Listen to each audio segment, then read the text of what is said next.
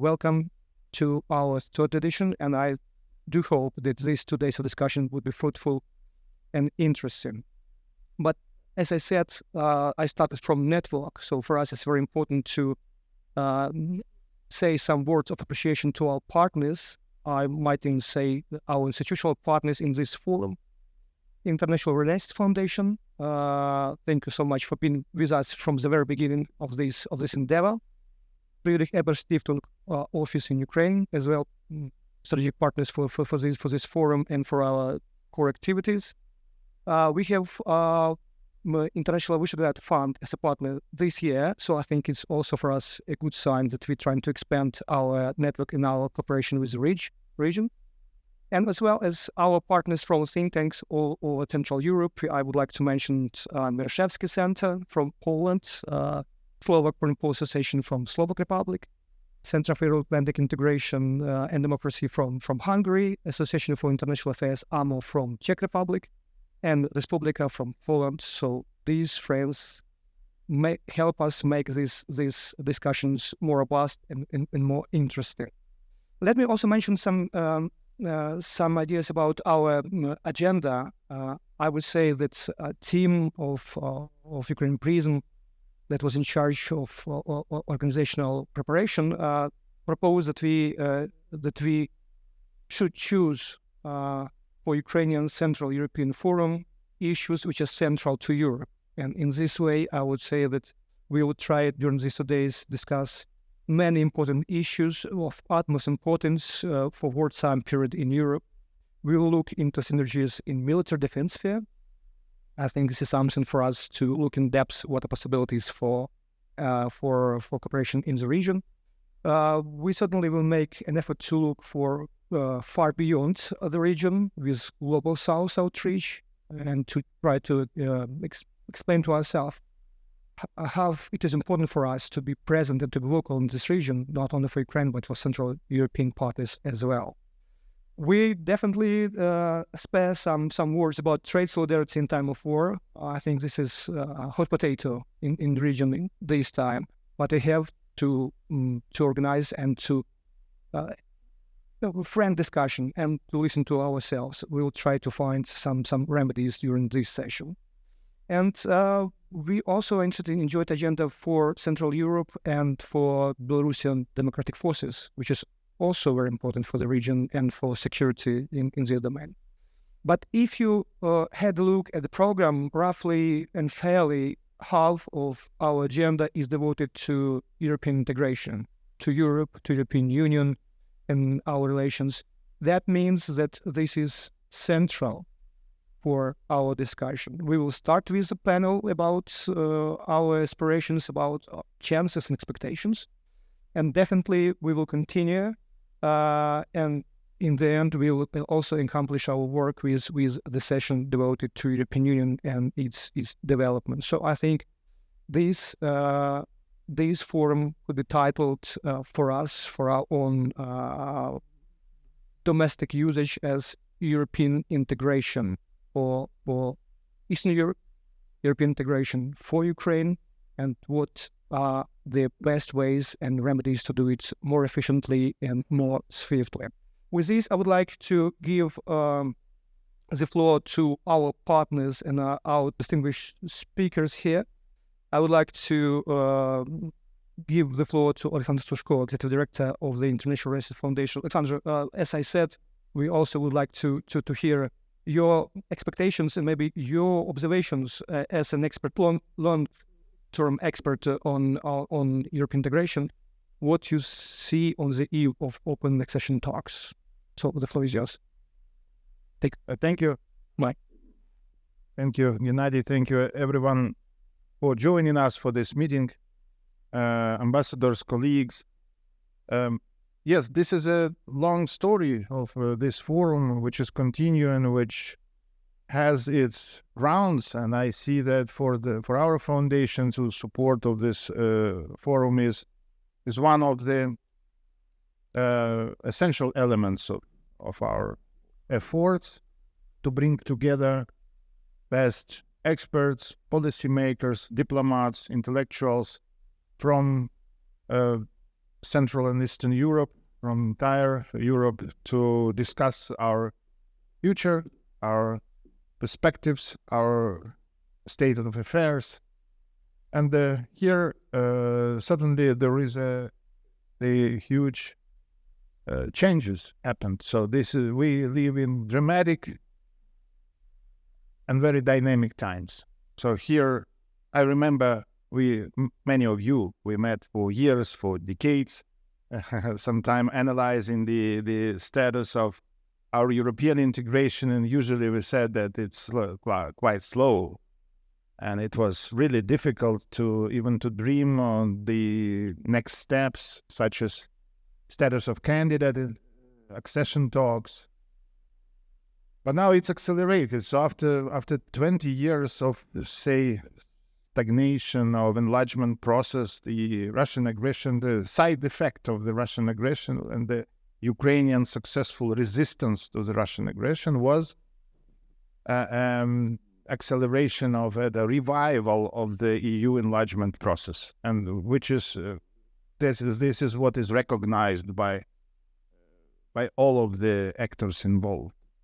So Ukraine has become an actor which introduced some new energy into the process, and we hope it will bring fruits for Ukraine, for its transformation, for the neighbors who are also aspiring to become EU member states, and also for the entire Europe, which can overcome some legacy of stagnation, hesitation, lack of willingness, and then we will get back into the more dynamic process with tangible results to be achieved.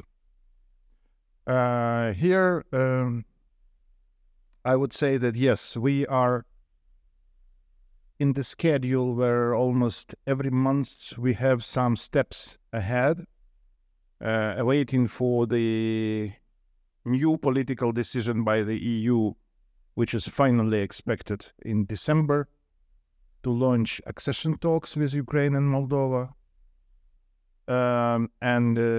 Here we are on a good track. Usually, if say it in this balanced way, we are on a good track, and there is a careful optimism on our side to say that likely the EU will open accession talks.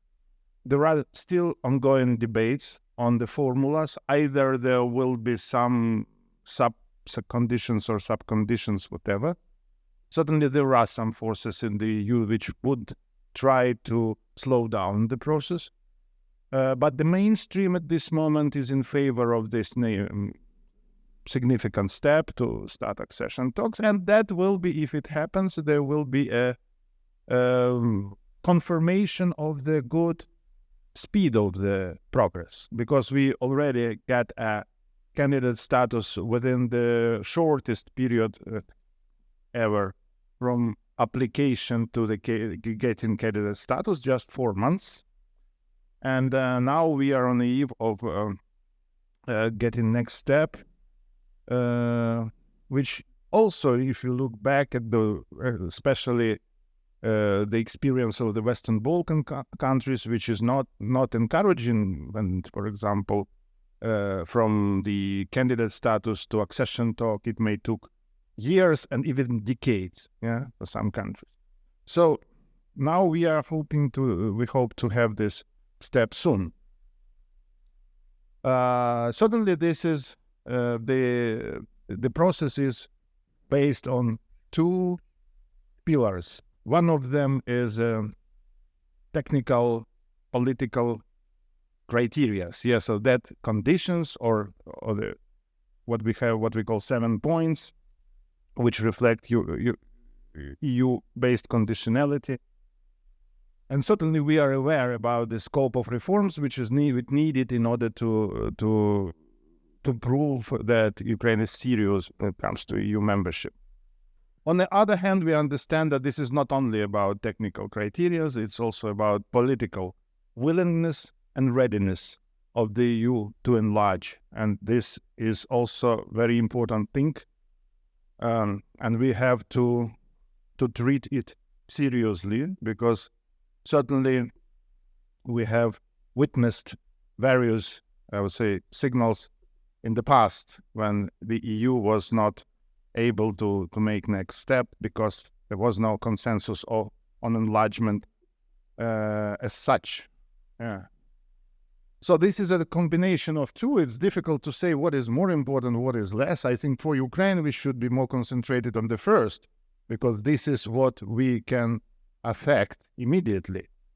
But also, second element, which is a political willingness of the EU, this is something which we can affect through the constant work, our advocacy, our public diplomacy, our involvement with the stakeholders in the EU key member states, in order to make them trust us, to be confident with us, to neutralize those arguments which may be used.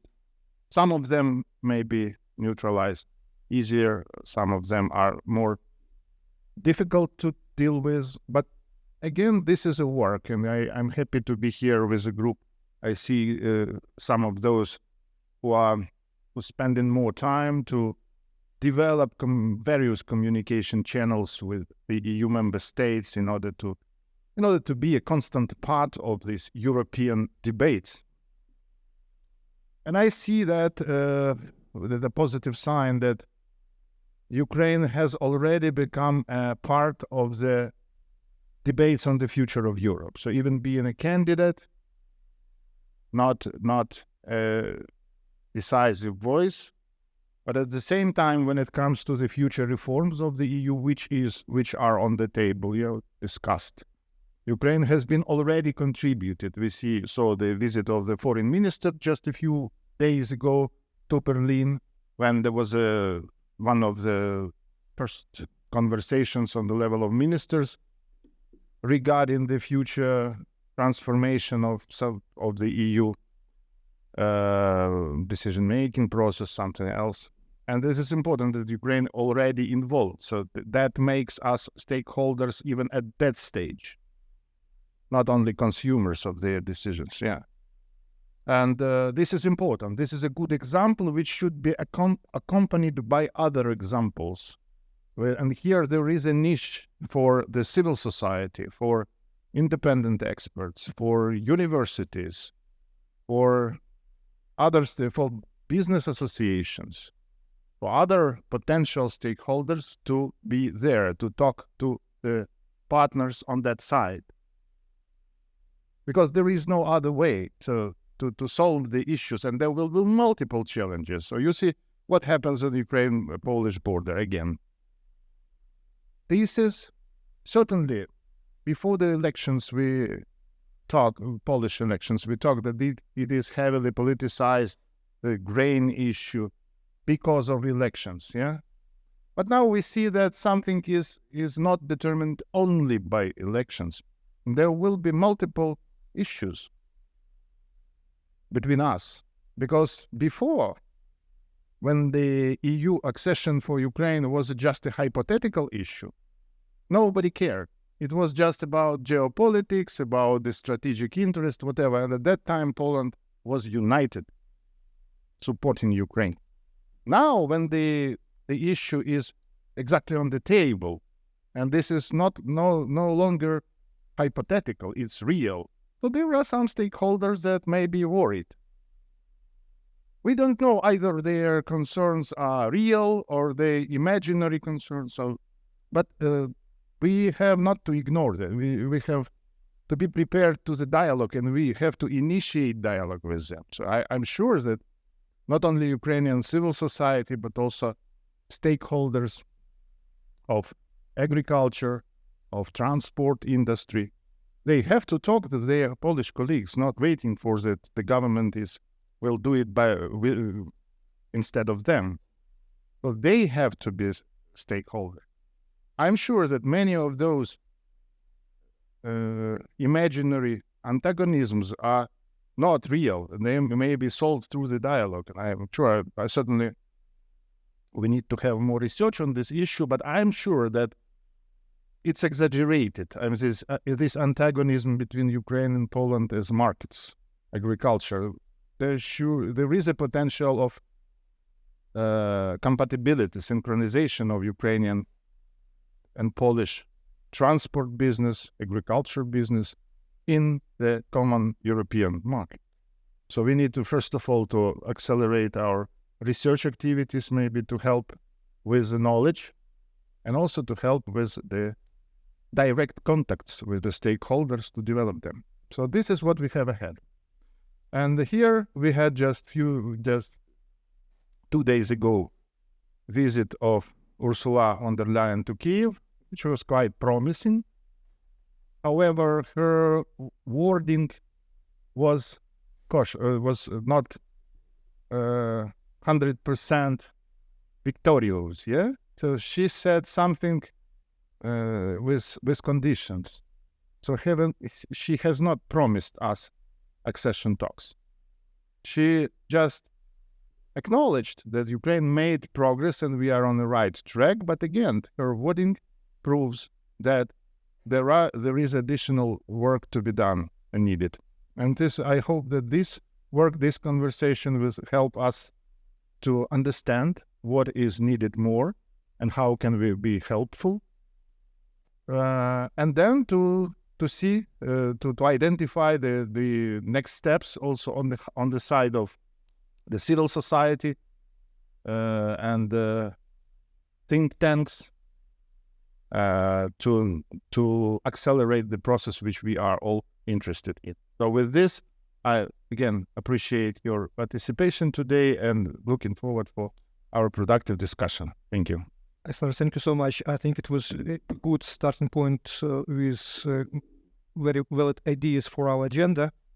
And let me also say thank you for being with us. I know that you have quite intense schedule, but more importantly, I would like to mention words of appreciation from me personally for this attach you have to European integration. My personal first cooperation with UNESCO Foundation started back in 2007 with a grant on European integration process. So I think it means volumes for us. Thank you so much. Now we move on our agenda further, and we have with us His Excellency Alexander Victor Mikula, Ambassador of Romania to Ukraine. Your Excellency, thank you for this time you spend with us on this panel. And basically, we understand that decision to be made about accession, open accession, needs unanimity. Okay, all in favor of this process, I would say that. Sorry for the misspelling. And the decision should be made on the Council of European Union and afterwards to be confirmed on European Council. But we understand it might be a sensitive issue. So with this, what are your expectations and what are maybe your observations, recommendations to Ukrainians? Well, thank you very much for the chance of joining you today in Lviv for an event that is very promising from the point of view of the subjects we are discussing and also from the point of view of the timeliness, because this is a very important week and it is important that we are speaking about EU integration this week. And we already saw after the intervention of Alexander that maybe I could need 2 days to develop all the subjects he has touched upon very briefly in his initial introduction. The second thing I want to say before trying to enter the substance of your question is that I want to congratulate the organizers for the list of very interesting subjects you have included in the different panels for these 2 days of discussions here in Lviv. And second, for the number of renowned experts from neighboring countries and Central Europe that you are able to convince to come to Lviv and to share their expertise, because they are coming from countries that went through the process of EU integration in recent years And the lessons learned from after the process of integration are very important, that are very relevant for what Ukraine is going to do in the near future, hopefully. So in order to answer your question, I will focus on two areas. One, let's see, a very brief and superficial assessment of the achievements of the Ukrainian government so far. And second, I will try to speak a little bit about the steps ahead. Challenges that were not discussed so much publicly, but I think that it is important to speak about these challenges in this format of think tankers and academic institutions that are present today here in Kyiv. So when it comes about, if we are speaking about the progress that Ukraine has achieved so far, we should not ignore some very important aspects of it. First is that the current government, with the assistance of the current Verkhovna Rada, has implemented more reforms than all the previous Ukrainian governments in the previous 30 years. So this is sometimes not underlined enough in public debates in Ukraine and in public debates abroad. And they have done that while fighting against the Russian aggression against Ukraine. So in very, very difficult circumstances. And this has been possible because there is political commitment. I can see that the leadership, the political leadership in Ukraine is fully committed to the EU path. And it has been possible due to the courage and bravery of the men and women who are currently on the front line defending this country. Without them, it would have been impossible for us to meet in such a safe environment here and to have a proper discussion about EU integration of Ukraine. So we have to be thankful to their sacrifices and to mention the importance of their day-to-day fight, their day-to-day sacrifices for the future of this country. It is not a secret for many of you that have been following the Romanian public positions regarding the Ukrainian candidature, that we have a positive assessment of the progress that Ukraine has achieved so far. And I would mention the building of an independent judicial system, the developing of an infrastructure and institutions that are meant to fight against corruption, the increase of transparency and accountability of the member of the political establishment, enhance the independent media, and the limit of unduly interferences of economic group of interest in the political decision-making process. And you know that we have been stating publicly already for some time that Romania is supporting the start of accession negotiations already this year with Ukraine and the Republic of Moldova. And Romania is, you should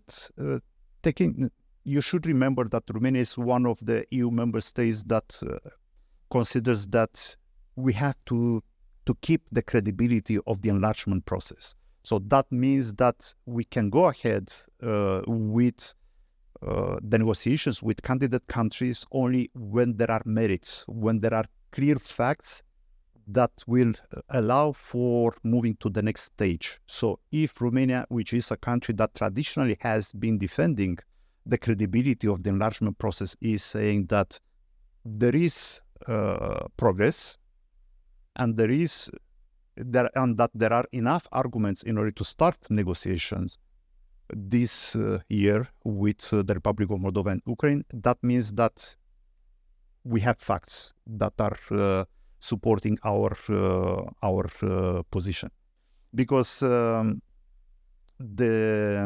both countries have largely met the recommendations that the European Commission has presented publicly last year, and the outstanding issues can be solved smoothly and very, very fast. So we are hoping to have positive news this week, and I think that it is important to have positive news for the Ukrainian institutions that have been involved in the process. It's important to have positive news for the Ukrainian society.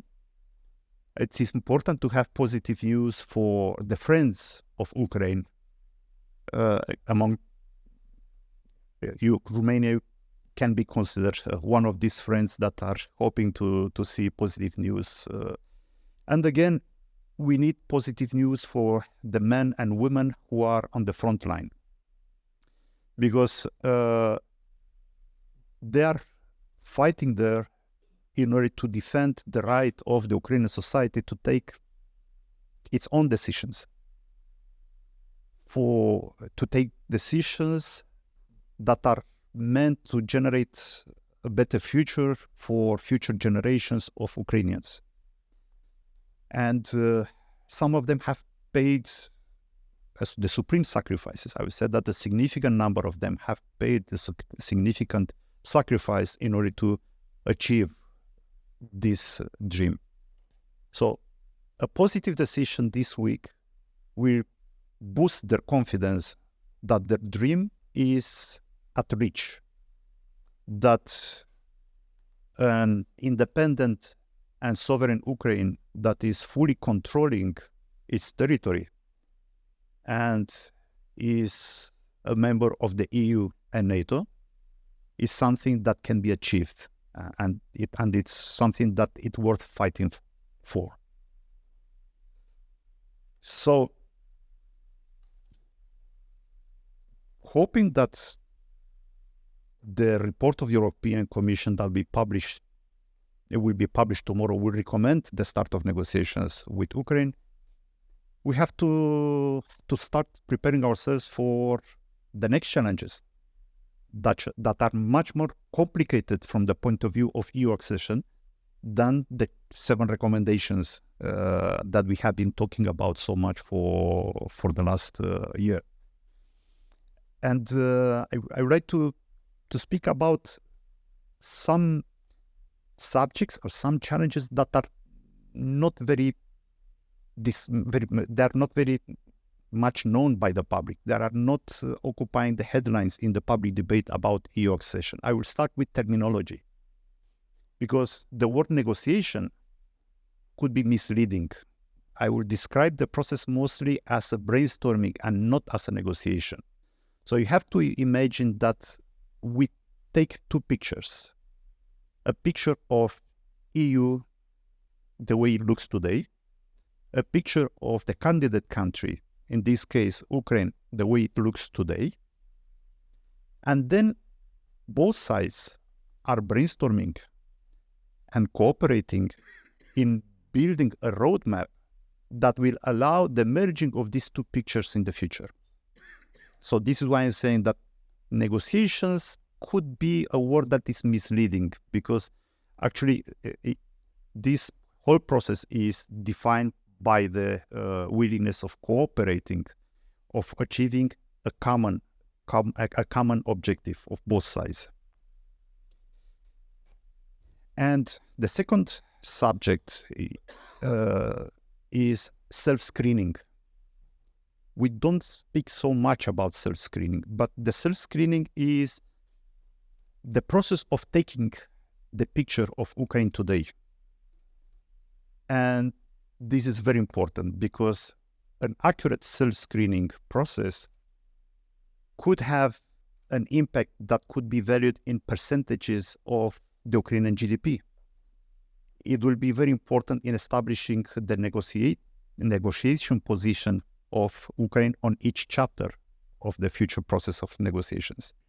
It will have a major impact on the length of the negotiation process, and it will allow for taking advantage of the EU accession process while protecting the vulnerabilities, establishing very clearly which are the areas where Ukraine needs a longer transition period in order to reform it, in order to face the level of competition they are going to face in the EU once they have entered the EU. So self-screening is a major subject. A third subject is the fact that the targets are moving. So you are going to have, rightfully so, the impression that you have moving targets. And for the ones that are not familiarized with EU institutions, you might consider that moving targets are unfair. But what you have to understand is that the EU project will not be frozen at the moment of starting the negotiations. The EU project is moving ahead. There will be new decisions taken by the EU member states. There will be a consultation with candidate countries. Alexander has mentioned the presence of Minister Kuleba in Berlin, and he was involved in such a brainstorming between EU ministers of European affairs and foreign affairs about the reform of the European Union. But of course, the ability of the candidate countries to influence the decision-making process in the EU is limited. It doesn't have the same impact as the tools that the EU member states have in order to influence the decision-making process. So that means that the current picture of the EU will evolve, and EU will need, and Ukraine will need to adapt its negotiation positions in order to reach the new targets. So indeed, there will be moving targets, but it's not necessarily a bad thing. It's a confirmation of the fact that by the time you are going to become a full member of the European Union, the EU will be able to have a decision-making process and will adapt its tools in order to make room for Ukraine and for the interests of Ukraine. And the fourth issue is administrative capacity, because this is a huge challenge. You will need a significant number of public servants that are fluent in English and or French, and who will be involved in the self-screening process, who will be developing the negotiation positions of Ukraine, who will be writing projects for accessing EU non-refundable funds, grants, and even loans, that will accelerate the transition of those sectors that can benefit from financial support of the European Union in order to transform and modernize themselves. And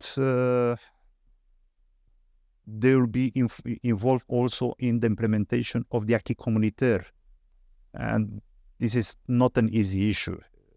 You are speaking about 108,000 pieces of law that will need to be implemented in Ukrainian legislation.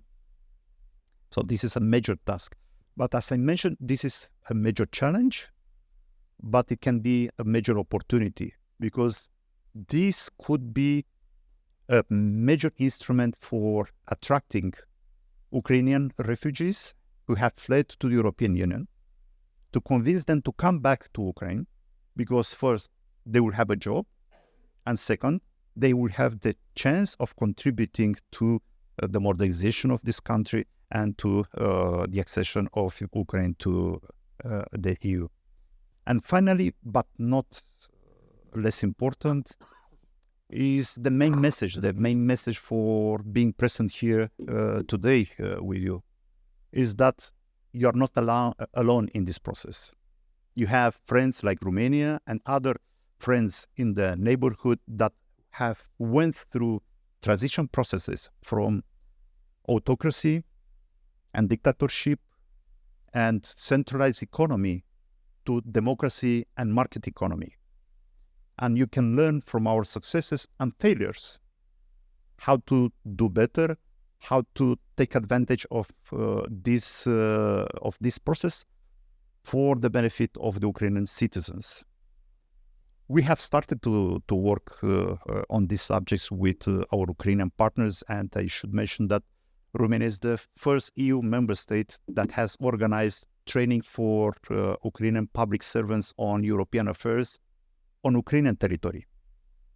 And this is very important because if other EU member states and the European Commission will increase the number of programs of training on Ukrainian territory, our outreach and our ability of helping building this administrative capacity in Ukraine will increase. And we, on the Romanian side, we are ready to expand the number of subjects for this training and also the number of participants for these training programs on Ukrainian territory. But it's not only that. We have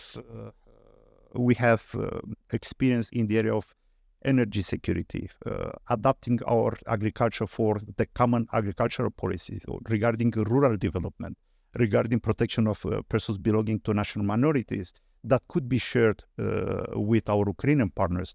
And the Ukrainian partners can take whatever they consider that is important and relevant for them from this Romanian experience.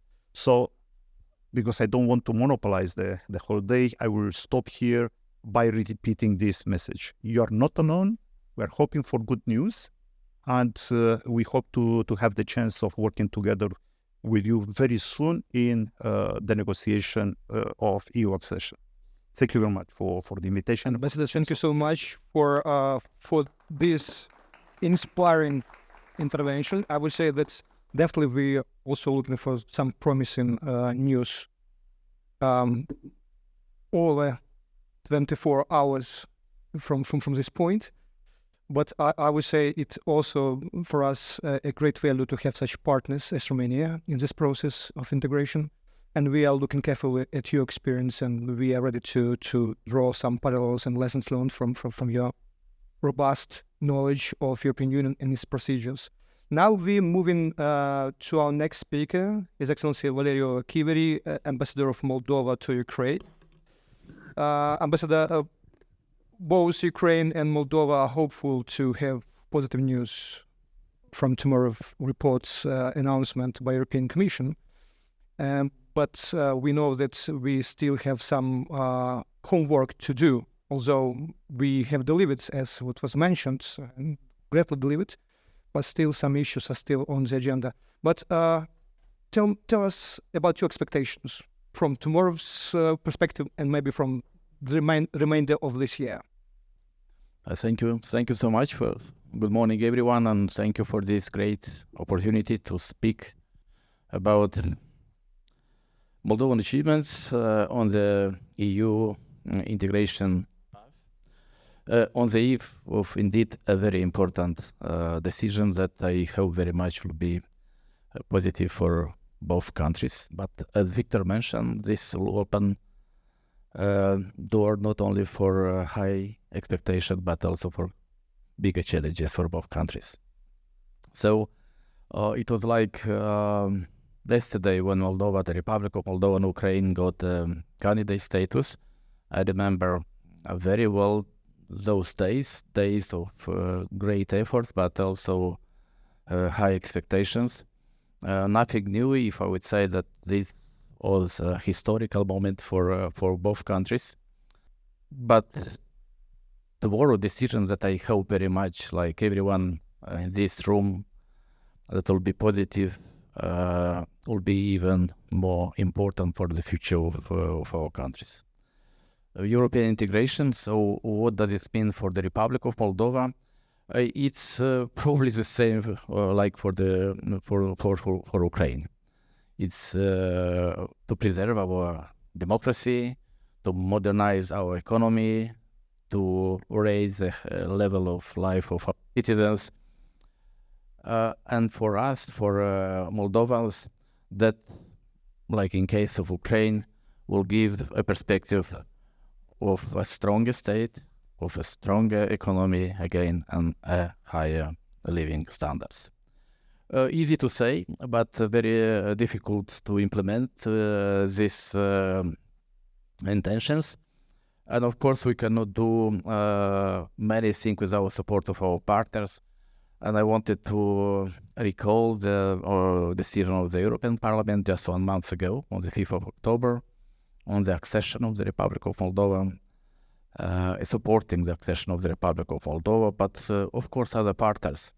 And I wanted to mention Romania, which is the closest friend of Moldova, in terms of everything cultural, historical, linguistic.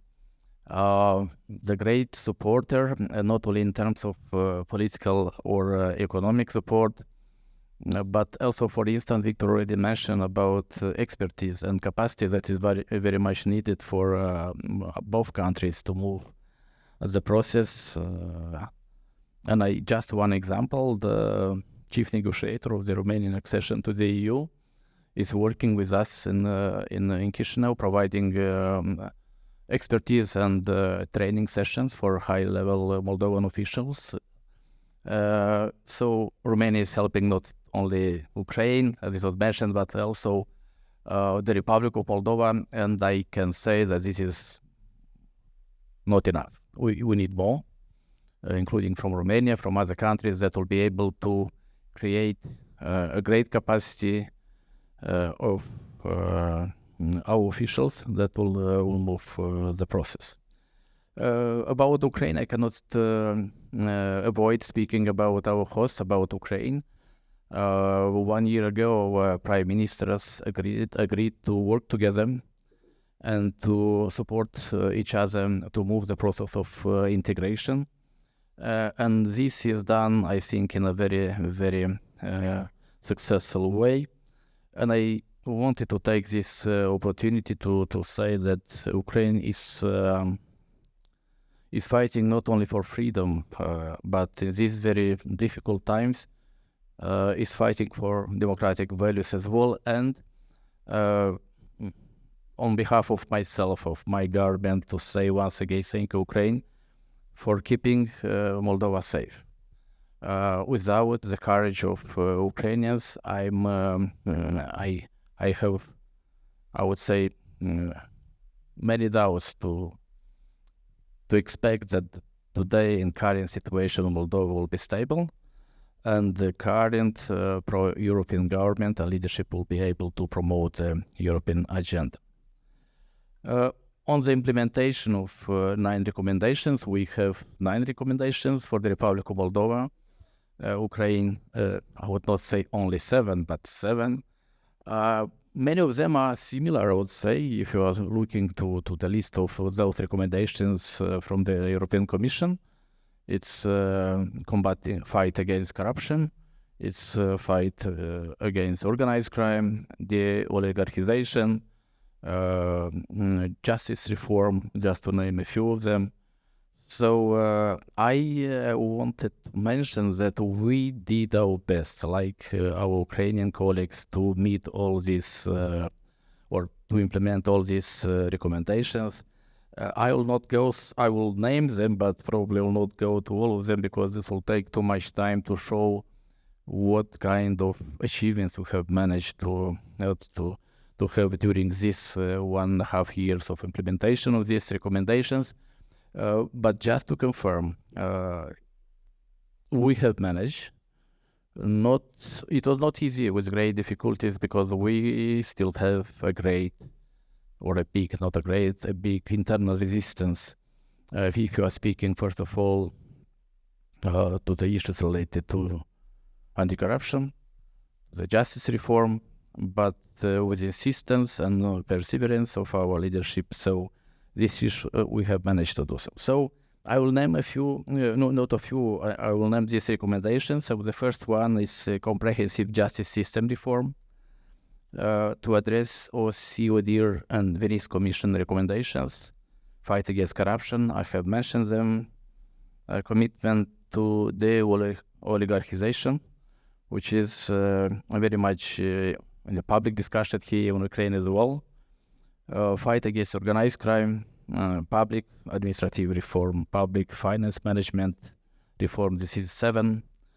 Involvement of civil society in decision-making process. This is 8 and 9. Strengthening the protection of human rights. So they are rather very general. It was in a way even difficult to identify those areas within these recommendations that has to be addressed. Of course, everything was done together with our partners. And I believe we have managed to achieve the results that will give us the chance to get a positive evaluation of the European Commission. What next has to be done? Because as we have discussed now, the positive decision, expected positive decision of the European Commission will not finish the process. The challenges are in front of us. We are preparing ourselves to work. After the decision, hopefully positive one will be published tomorrow. We have created all 35 working groups that are needed for starting negotiations. Of course, this is an issue that needs additional capacity that I have mentioned already. We are working together. We didn't start, unfortunately, the screening process. Victor mentioned a lot about how important it is. To my understanding, even if the screening or the issue of screening is not in the public debate in Ukraine, my understanding was that the process was practically done by the authorities. At least that was mentioned by Vice Prime Minister Stefanishina in a statement in an interview. If so, I only wanted to congratulate Ukraine that they managed to do a very complex, difficult and time-consuming exercise.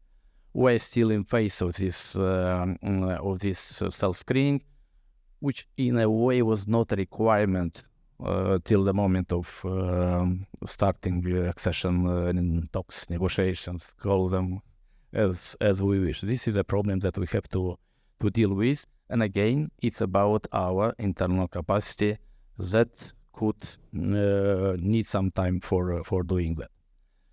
What else? We elaborated a national action plan on European integration till 2027. I know that our Ukrainian friends and colleagues did the same. We are moving on the implementation of this action plan.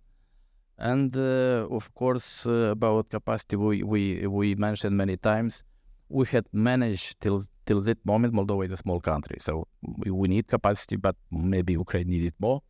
So only 300 our civil servants went through these training sessions that will be able to help us with all issues related to the implementation, but we needed more.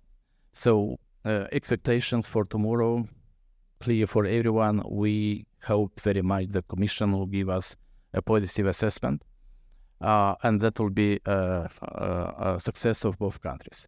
What will be next? And we hope very much that in December the Council will also have the same positive decision, and these accession talks could be started for both countries if till the moment of decision we are going together. That will be an issue how Moldova, the Republic of Moldova, and Ukraine will go after. We have different capacities, different challenges. Even some of them are similar. Most probably, in some cases, we'll have to go separately in terms of negotiations or talks or brainstorming, like mentioned by Victor. But this is not for today. Our immediate expectations are Commission decision of the Commission, assessment and decision of the Council, that will give us great opportunity to have a step forward in terms of our European future. So thank you. Ambassador, thank you so much. Fingers crossed for both of our countries and its presence in positive sense in report tomorrow. Now we move to a friend of us, of Ukrainian Prism, Felix Het, who is representative for Ukraine of Epstein Foundation. Alex, I remember that the first time we met, it was in Berlin roughly 10 years ago. There was a group of Ukrainian experts trying to advocate the necessity to give possibility to sign association agreement with Ukraine. And we know what happened in that time. But now, as also Alexander mentioned, Germany is a core partner in this process and core partner in making a new map of European Union and its decisions. Your expectations and what you see as a promising signs, and maybe what you see as a challenges or risks we have to address. Okay, thank you very much. So I try to be short, of course, as always, and not to break that promise. A second thing I would like to say, I have listened very attentively to my previous speakers, and I share most of the arguments I made. I found that very insightful. Maybe where I voice disagreement, I will say in a few seconds. Hennady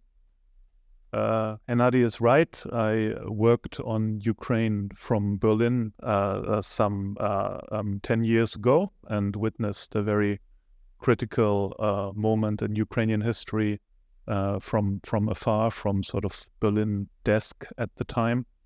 And then I was working somewhere else in the South Caucasus for a couple of years. And I started working in Ukraine and Mr. Ambassador also in Moldova roughly 1 year ago.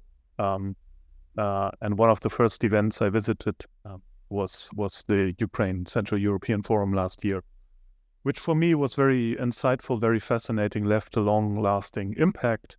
For one, because I had the feeling, excuse the formulation of a certain, very sort of dark surrounding with the first difficult winter after full-scale invasion about to start, and nobody knowing how Ukraine and also how Moldova would get through the winter with the energy crisis. And at the same time, excuse the formulation, I had the sense of a certain kind of even honeymoon in Ukraine Central European relations. Everybody was full of nice words for each other. There was one exception, with the with the exception of Hungary. Everything, all the relations between Ukraine and Central European countries seemed to be almost perfect. There was, to put it diplomatically, there were quite critical comments concerning the German role, which made me, as a German, feel a bit uneasy in the room, sort of disturbing the party. And that was one of the impressions I took away from this forum. And then 1 year passed, and you are all experts, and you know what all these things that happened during this 1 year. And it sort of led me to question my initial impression of the state of play between Ukraine and its Central European neighbors.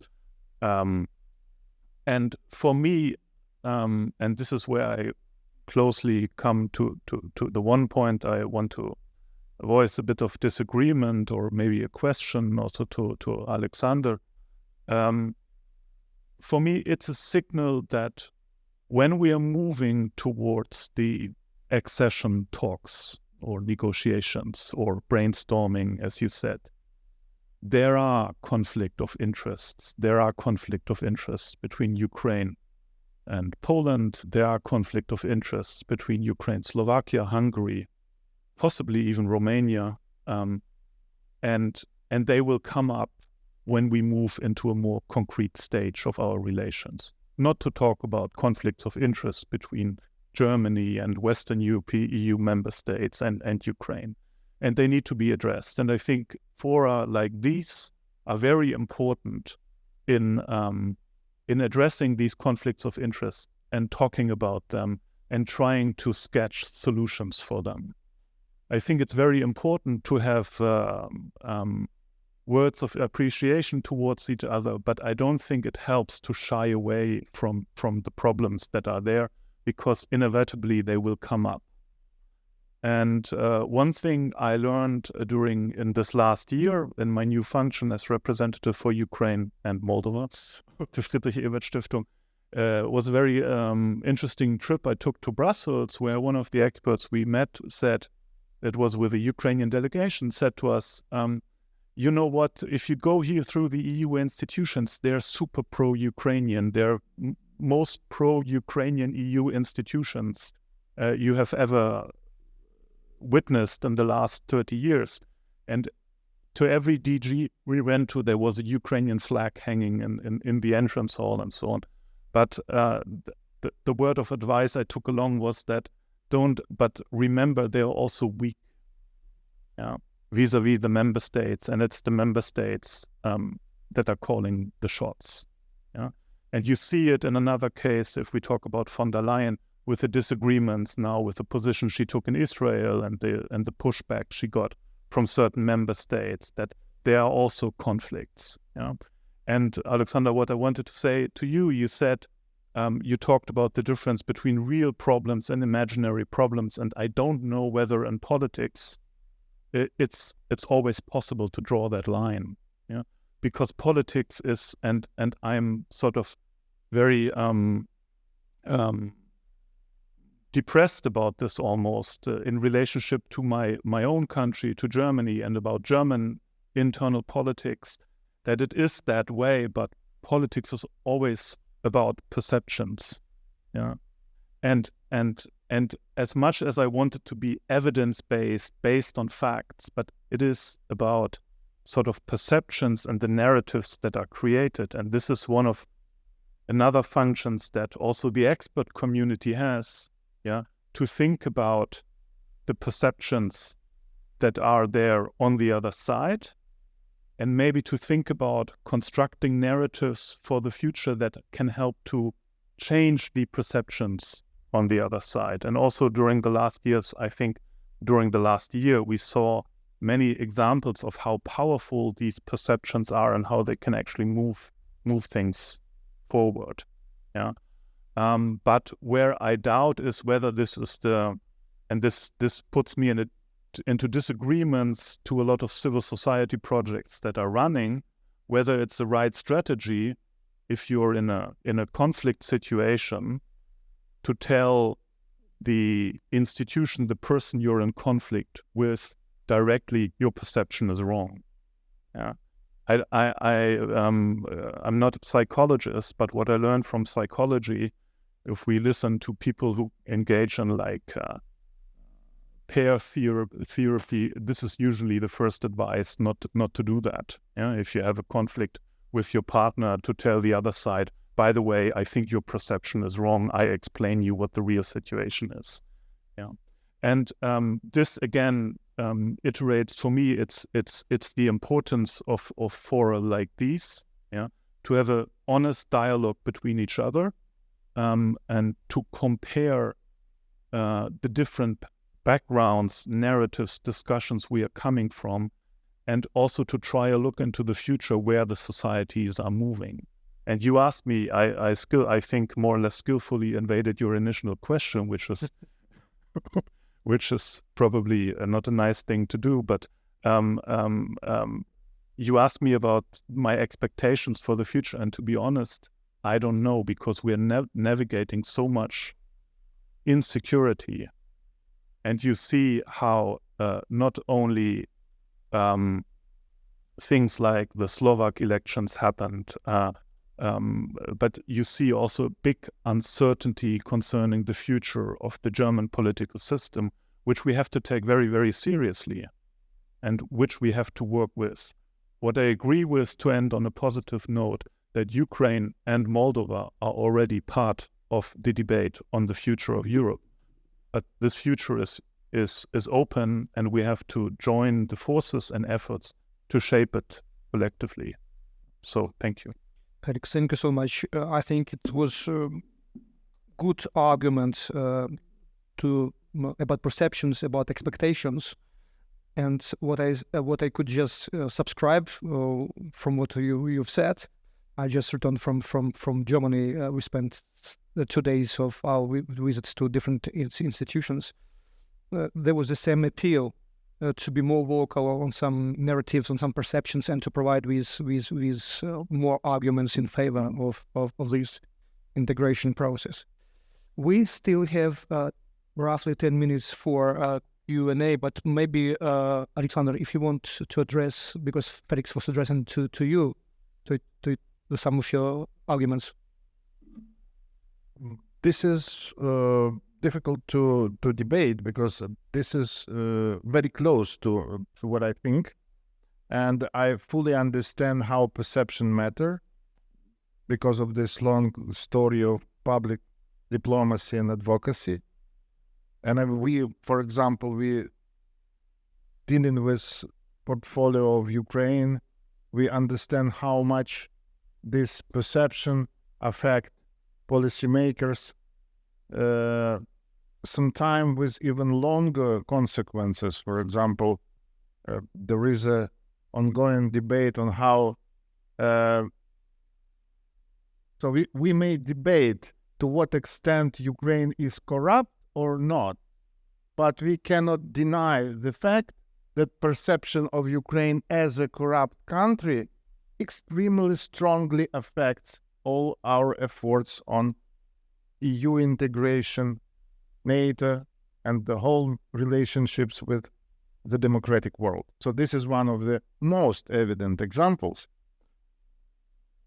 And certainly there is a space to impact on narrative, and you mentioned this. So perception matters, but perception is not necessarily something which is given forever, which is not something which cannot be changed.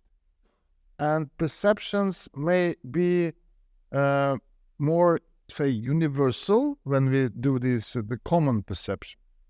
And also there are some sectoral perception when we deal with the opinion of certain stakeholders who push their vision, while the other stakeholders may have other perception, especially when it comes to the economic, the interests of some economic groups. And also the politics also matters, to what extent politicians, political forces trying to exploit certain narratives. Here, certainly, so I just coming back to my approach, what I argue for. So the only way is starting immediately direct dialogue between the stakeholders, between the experts, trying to get more knowledge. Certainly, if your knowledge does not correspond to the perception may win. But sometimes knowledge may affect perception, and then it changes. So I think that we have to do both. First, start to get more knowledge in order to understand for ourselves what's going on. Either we have, for example, some antagonistic interests, or it's rather sort of politicization. And then again, start building this dialogue between the economic stakeholders, civil society stakeholders, to make them find the synergy. For example, I really sure that in the future, agriculture sectors of Ukraine and Poland will build some synergy on European market. They will be compatible, and they will take mutual advantage of of that inclusion. But it is a long way ahead in order to reach this first understanding and then to these changes. And there are so many other barriers. I do not have any illusions that there will be no conflict. There will be conflicts. And that's my point, is that we have to be prepared. We had to ask our stakeholders also to be prepared and to initiate this dialogue, because the European integration is an issue for the whole society. It's not the issue for diplomats and the small group of civil society activists.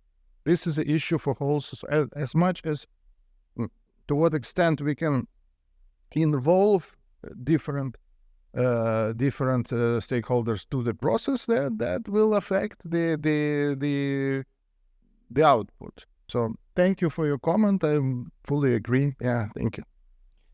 Thank you so much. We have 4 minutes till the official end of this introductory session. If there's, I see a hand. We can have Nina. Can we have a mic, please?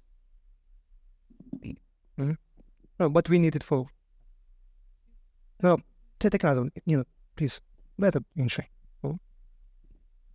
Thank you, Kerry Longhurst, Collegium Civitas in Warsaw in Poland, but British as well.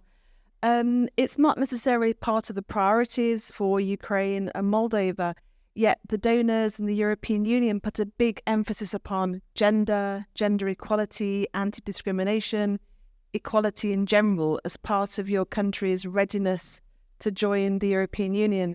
How would you evaluate your countries, your governments, your civil societies' approach or record or accomplishments in equality, anti-discrimination and gender? Thank you. Whom you want to address? Anyone who'd like to comment. Thank you. If there is no any other question, we will just proceed with this one. And Excellencies, let's start with you.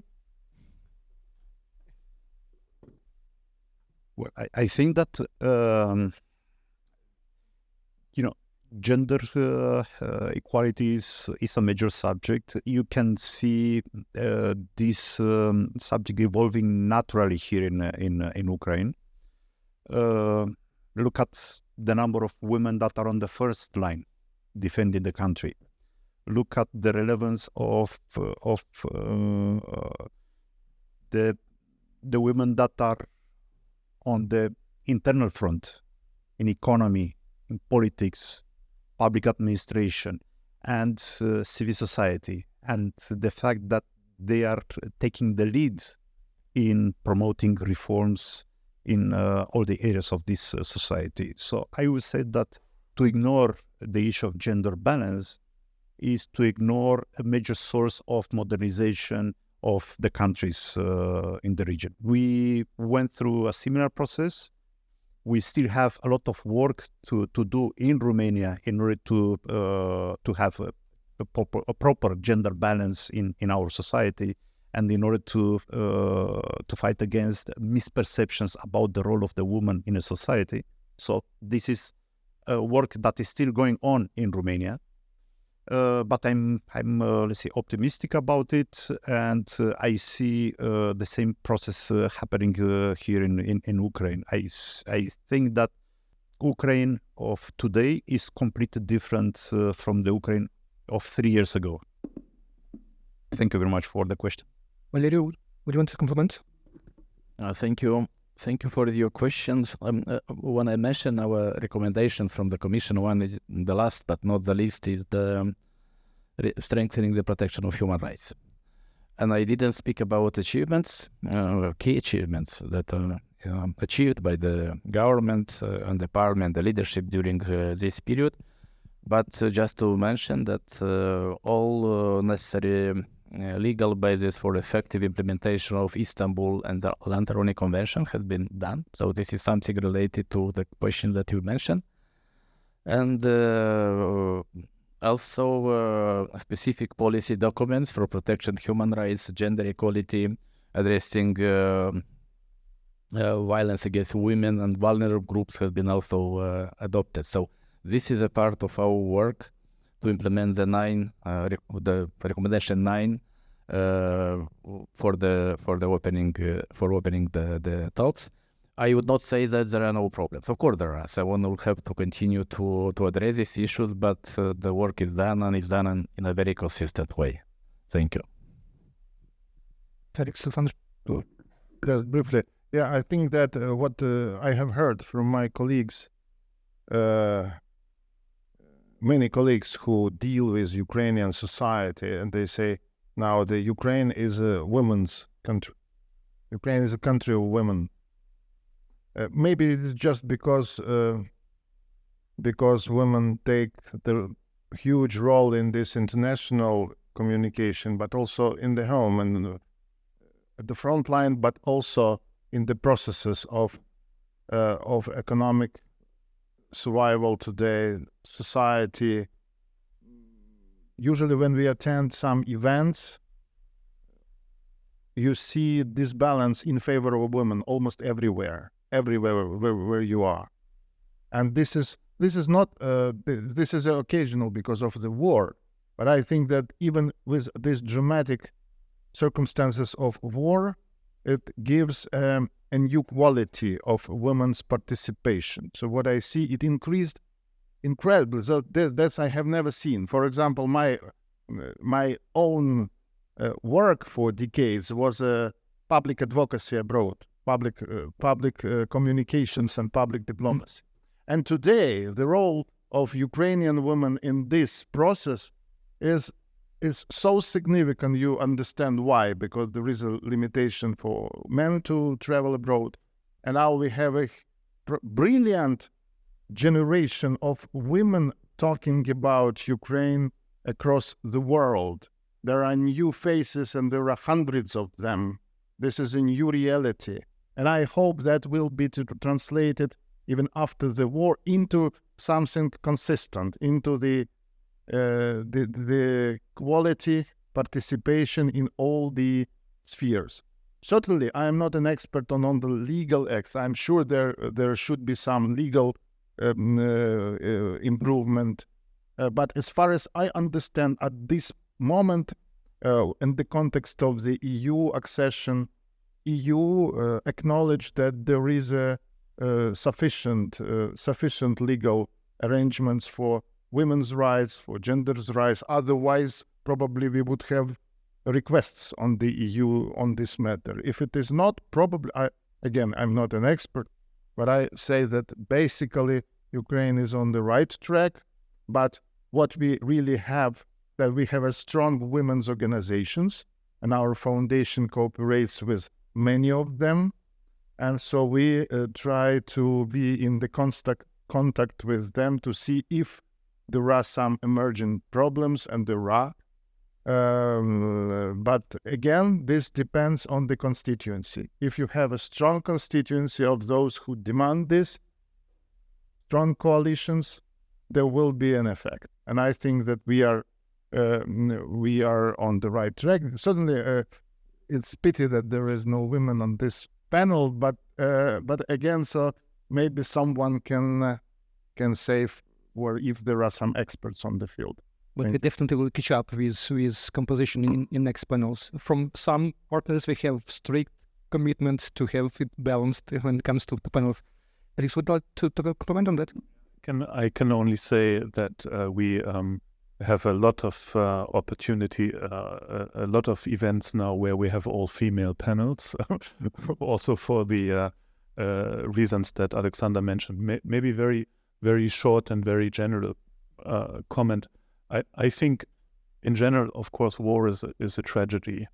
But what you also see is, and I find that fascinating in Ukraine, is how war puts the society under transformation pressure. And I think you can see that clearly in Ukraine, in the discussions I have with different organizations, representatives, especially very strong, clear women who have a clear idea of what they want to do and where they want to go. I don't think historically it's a coincidence that most European countries gave women the right to vote after World War I. And in my own country, in Germany, there was this big role of women right after World War II in clearing the rubble. This became a sort of a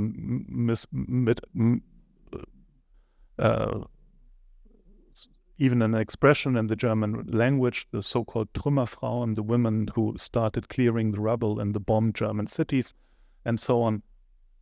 But, of course, after the war, 1950s, 60s Germany, West Germany, I'm talking about now, there was a pushback.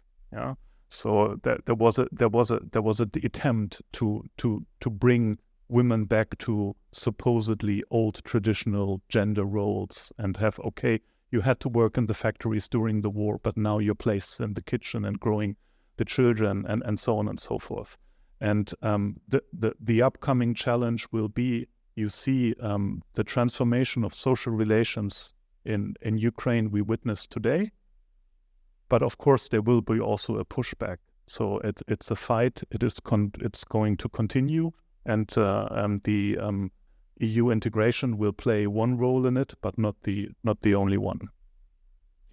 Thank you so much. And now with this first interactive panel, I can manifest that our first day of Ukrainian Lviv Forum is open. Thank you so much, listening panelists, for this. Yes, please, Ambassador. Thank you. It is not related to your question, madam. It is about our discussion on the eve of possible accession talks. The Republic of Moldova has a big advantage. Our language, state language is Romanian, so all EU documents are already in our language, meaning that our life will be much, much easier in the process of European integration. So thank you. Thank you so much for this good remark on your side.